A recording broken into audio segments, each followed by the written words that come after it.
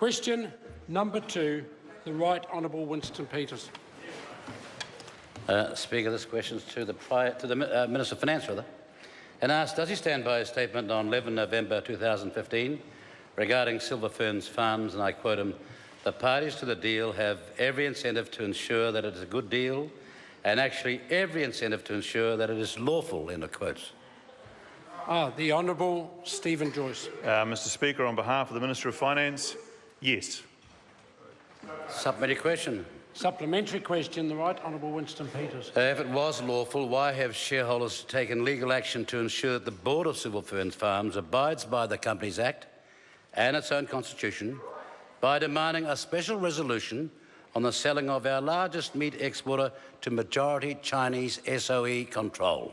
The Honourable Stephen Joyce. Mr Speaker, on behalf of the Minister of Finance, because I imagine that in this country we're allowed to have shareholders take approaches to the courts or to their companies, and they're allowed to do that on any day of the week. Crazy stuff.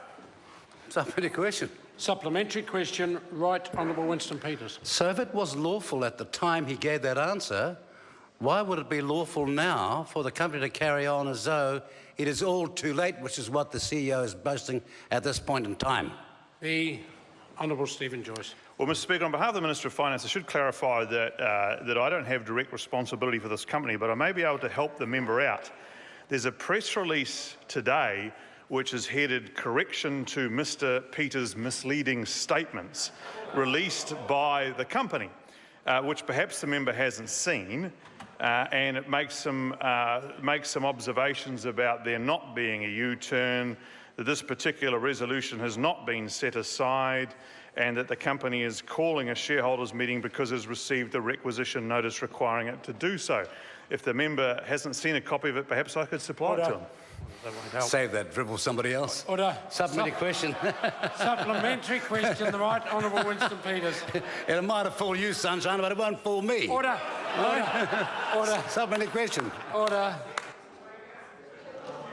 Now, can we have the supplementary question? Well, certainly, Mr Speaker, because the company's press office release has nothing to do with my questions. Lead with the question. If Section 129 of the Companies Act 993 requires a company not to enter into any, and I quote, major transaction, in quotes, unless it has been approved by a special resolution, then will the ministers ask the Overseas Investment Office to suspend determination of Shanghai Mailing's application?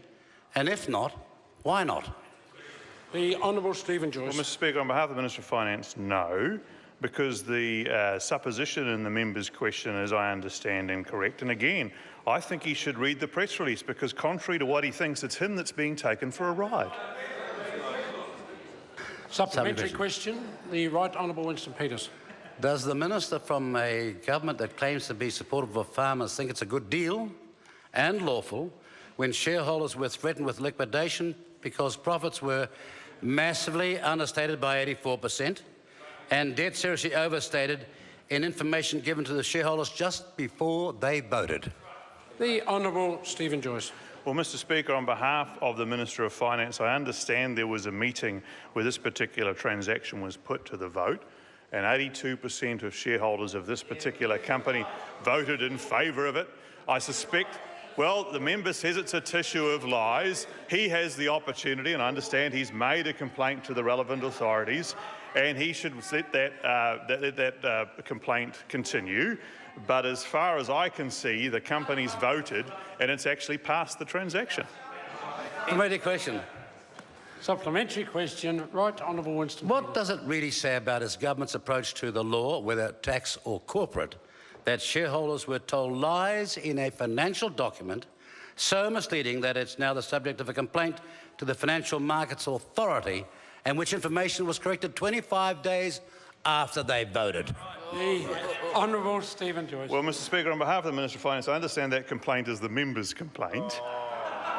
We actually have this old-fashioned notion in this country of due process, natural justice, the law. We don't adopt what's known as the Brendan Horan approach to justice or the Tracy Martin approach to justice. We actually have the law. Order. Order.